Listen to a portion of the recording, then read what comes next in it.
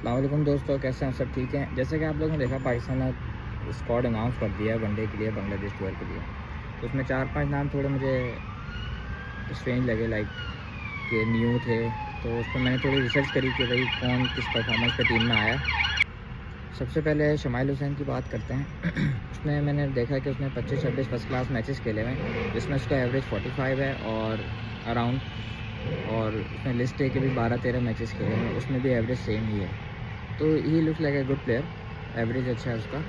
लेकिन मेरे हिसाब से अभी लिस्ट है और फर्स्ट क्लास कम खेली है उसने। तो I am not against anyone. सबसे पहले तो यही मैं क्लियर कर दूं कि न्यूट्रल वेन्यू है, तो किसी प्लेयर पे ऐसी पर्सनली बात नहीं होगी कि लाइक मैं किसी के ख़िलाफ़ हूँ या किसी के फेवर में, कोई फेवरेटिज्म नहीं है। तो सिर्फ स्टैट से बात करूँगा फ़िलहाल। तो उसने सिर्फ 13 फर्स्ट क्लास खेले हैं, तो आई डोंट थिंक सो कि इतनी जल्दी उसको खिलाना चाहिए, उसको थोड़ा और मंझना चाहिए था। और एक और प्लेयर ऐड किया, फैसल अकरम, जो वो है जो बहुत अच्छे से फर्स्ट क्लास खेला। उसने अच्छे खासा मैचेस खेले हैं, लिस्ट ए के भी और फर्स्ट क्लास के भी। फर्स्ट क्लास के उसके 15 मैचेस खेले हैं, उसने 60 आउट किए, तो यही scenes like a good bowler. लेकिन लिस्ट ए के अच्छे मैचेस खेले हैं, उसने 40-50 मैच खेले हुए हैं।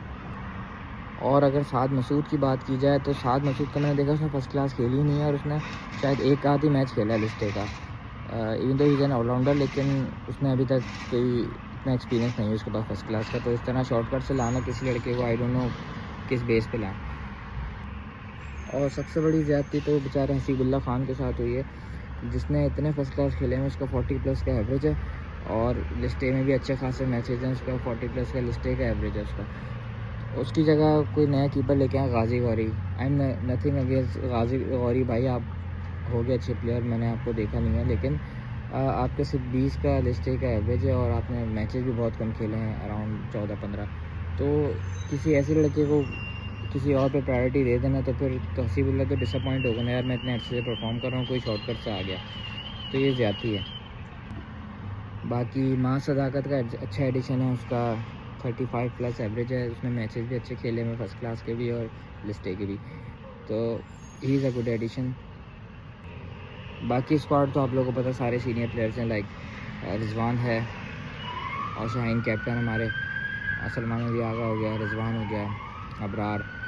और फ़हीम अशरफ को फिर समझ नहीं आया, फ़हीम अशरफ भाई हमारे किस बेस पर आ जाते हैं।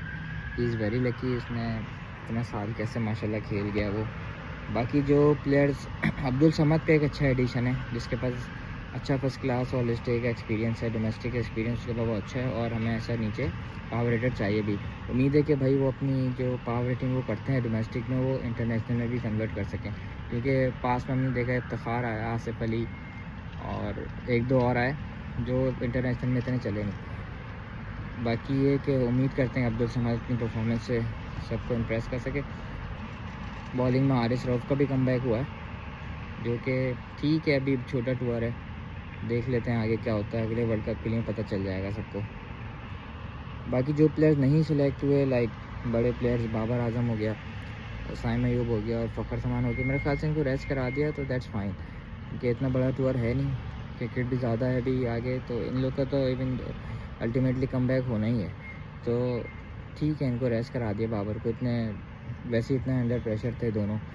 तो अभी बांग्लादेश जाते हैं, वहाँ भी नहीं चलते, मुश्किल विकेट्स होती हैं तो और अंडर प्रेशर हो जाते। तो ठीक है, रेस्ट करा दिया, दोनों डोमेस्टिक खेलें, कमबैक करें। कमबैक तो वैसे भी हो जाना है इन लोगों का, वनडे में होना भी चाहिए, स्पेशली बाबर का, कि वनडे का तो बहुत बड़ा प्लेयर है, उसने रिसेंटली सेंचुरी भी की है, तो he has time in one day. तो अब T20 से उसको अलग करते हैं। तो ठीक है, डिसेंट स्क्वाड है, लेकिन तो 2-3 शॉर्टकट्स मुझे लगे, तो उसके इंस्टेड ऑफ दोज प्लेयर्स हमें कुछ एक्सपीरियंस प्लेयर सेलेक्ट करने चाहिए थे, domestic experience player, not international. So you know what I mean.